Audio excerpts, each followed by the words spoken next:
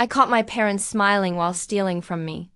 And that's when I knew the surgery story was a lie. For 3 years straight, I paid their $3,500 monthly bills without missing a single payment. And the whole time, they were planning to take the $25,000 wedding fund I saved dollar by dollar. Before I continue, make sure you like, share, and subscribe so you never miss stories like this. I still remember the night everything cracked. Mom called me crying, saying she needed emergency surgery, her voice shaking like she was on her deathbed. I dropped everything. I left work early. I even transferred money before she finished explaining because I trusted her. Because I'm Hazel, the responsible daughter, the one they always leaned on, the one they never once appreciated. But the next day, something felt off. My mom wasn't at the hospital she claimed she'd be in. My dad's phone location, yes. I checked, showed him at a resort, not a clinic. My stomach twisted. Was I losing my mind? Or were they playing me? The answer came when I drove to their house unannounced. Through the half-open window, I heard laughter. Real laughter. My parents and my sister Jessica joking about how Hazel will never know, how she's too soft, how the wedding money is basically ours. I froze. My heart didn't break. It burned. They weren't just lying. They were celebrating it. My dad said, "She thinks we need surgery." Perfect. After all, she already pays everything else for us. Jessica laughed. She paid for this, too. I stepped back from the window, shaking, the truth slamming into me harder than anything before. They didn't see me as family. They saw me as a wallet, but they had no idea. I had already uncovered what they planned to do next. And it was worse than anything I imagined, and that's when my plan started forming. A plan they would never see coming. I didn't sleep that night. I just sat on the edge of my bed, staring at the wall, replaying every moment I ever helped them. Every time they called me good, every time they said they were proud. All lies, all tricks. And the worst part? They thought I'd keep paying forever. The next morning, my dad texted me like nothing happened. "Hazel, sweetheart, we need $2,000 more. Doctor said complications." Complications? Yeah, complications in their bank account. I didn't reply. Instead, I opened the document I'd been hiding for months. The one thing they never knew existed. The one thing that could change everything. While they treated me like their full time ATM, I was quietly building something behind the scenes. Late nights, early mornings, no sleep, no help. A small business that had finally exploded into real success. I never told them because I wanted to stand on my own first, but now it was time to use it. And just when I thought their betrayal had peaked, Jessica pushed it even further. She called, sounding annoyed, not concerned. "Hazel, Mom said you're acting weird. Don't ruin the wedding plans. We already booked things." Using that $25,000, I felt my jaw lock. Booked things? With my money. Money they planned to steal? "Jessica," I asked slowly, "what did you book?" She sighed like I was the problem. "Oh, chill, Hazel. The venue, the dress, the catering. Relax. You'll pay it off anyway. You always do." That sentence hit me like a slap. You'll pay it off anyway. That's all I was to them. Not a daughter, not a sister, just a refillable bank account. My silence must have bothered her because she added, "Look, Hazel, you want this family to be happy, right? Just don't make it complicated." Complicated? I almost laughed because while they were calling me weak, while they thought I'd obey, while they believed I'd fund their whole world forever, I was preparing the exact moment their entire plan would collapse, and that moment was closer than they realized. They didn't know what I was about to do at the family meeting they scheduled for tonight. A meeting where they thought they'd force me to pay even more. They had nitrogen monoxide idea what I was walking in there with. I walked into my parents' living room that evening, and the way they were all sitting there, arms crossed, faces stiff, told me everything. They weren't here to talk. They were here to demand. My dad didn't even say hello. "Hazel, sit. We need to discuss the surgery funds and the wedding expenses." Jessica added, "Yeah, Hazel, and please don't make a scene. We already told the venue you're paying." They're expecting the first deposit tonight. I didn't sit. I kept my coat on. I kept my bag on my shoulder. I kept my eyes calm, too calm because rage wasn't useful anymore. Mom leaned forward. Sweetheart, we're family. You should help. You earn more than all of us combined. That sentence, that smug tone, that confidence in their lie. How do you know how much I earn? I asked quietly. My dad waved his hand. Oh, please, Hazel, you're not fooling anyone. You're just a mid-level office girl. You're lucky to be able to pay our bills. A slow breath escaped me. Not from pain, but from confirmation they truly had no idea who I had become. Mom reached out her hand. So just transfer the $25,000 again. We overshot the budget. And after the surgery, we'll pay you back. I tilted my head. What surgery, Mom? The one at the resort? The room froze. Jessica's mouth dropped. My dad blinked. Mom single quotes. S face went pale like a switch flipped. What? She stuttered. You heard me, I said, stepping forward. I know everything. The resort. The lie. The money. The wedding bookings you made under my name. And the fact that you plan to take the rest of the fun tonight. My dad slammed his hand on the table. You were spying on us. No, I said. You were robbing me. Jessica stood up, annoyed instead of guilty. God, Hazel, why are you making this dramatic? It's just money.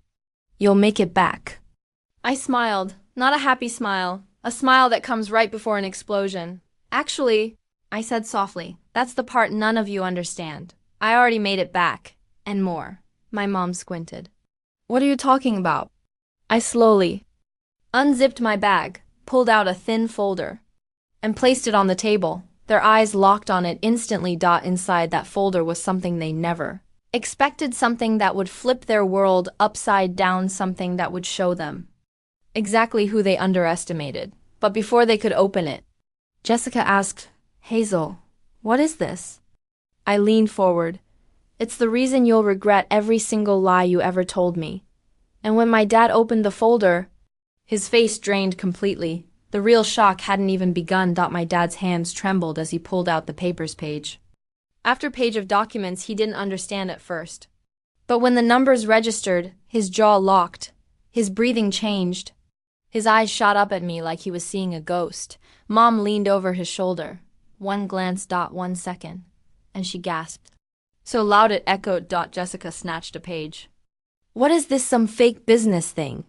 But when her eyes hit the revenue line, she froze mid-blink. $482,000. Verified. Filed.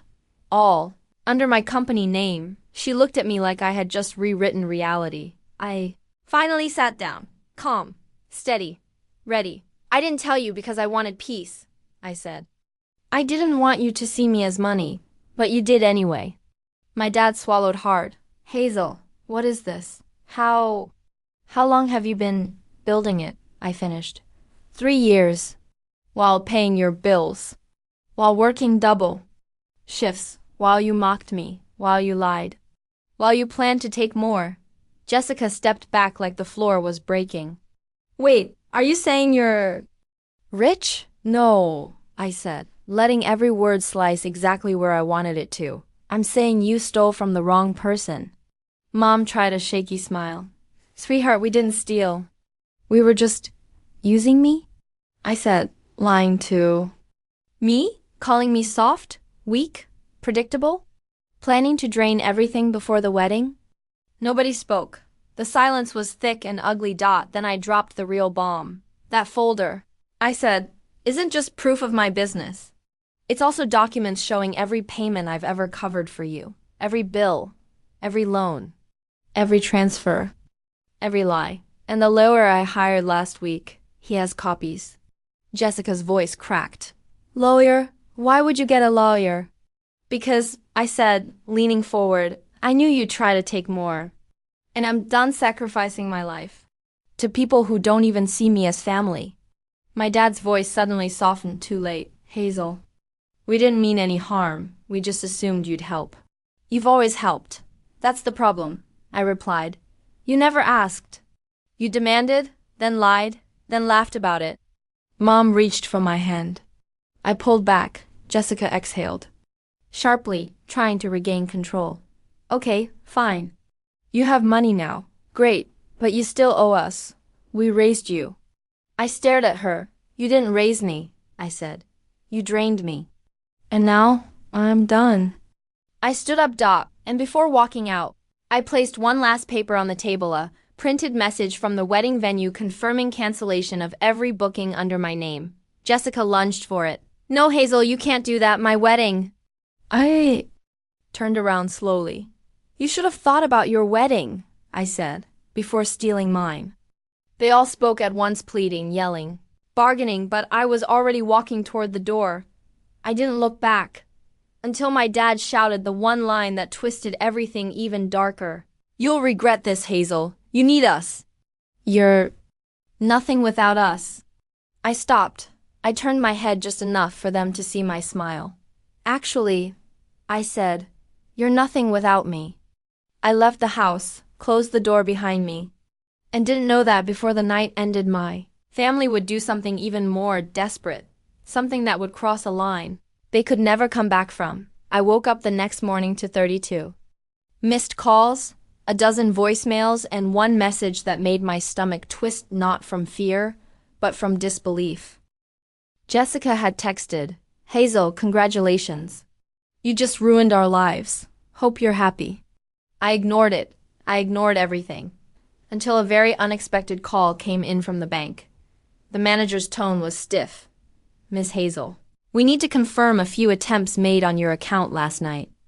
Attempts? My pulse tightened. He continued, someone tried to access your savings, then your business account, multiple times. Password resets. Failed security questions. I closed my eyes. My family didn't just betray me, they tried to break into my accounts. Do you know who attempted this? The manager asked. Yes, I said calmly. I do. I spent the next hours locking everything down, new passwords, two-factor security, freezing authorizations. I was done being the girl they could manipulate. That Hazel was gone. Around evening, my parents finally showed up at my apartment building. They were waiting near the entrance, pacing, desperate.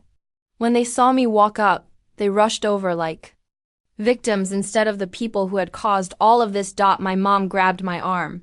Hazel, please, we only tried to access your account because we were scared. You cut us off. What were we supposed to do? Not commit fraud, I said coldly. My dad stepped forward.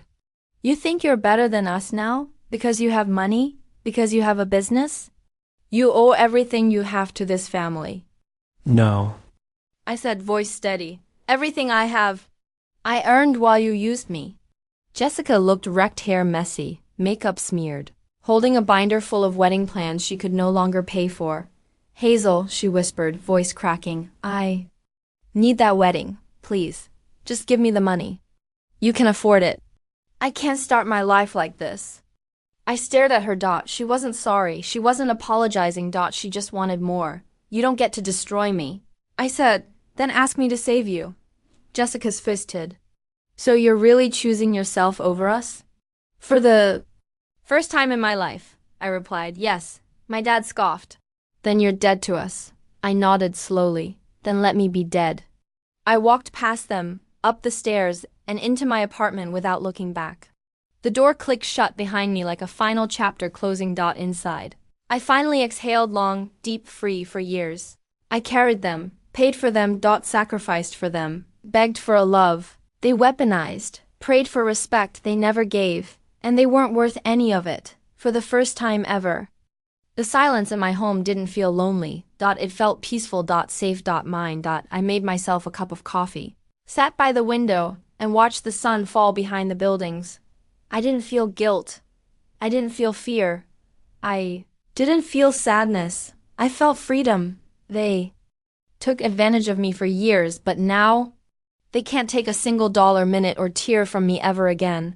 And as the city lights blinked on, I whispered to myself, Hazel, you finally chose you.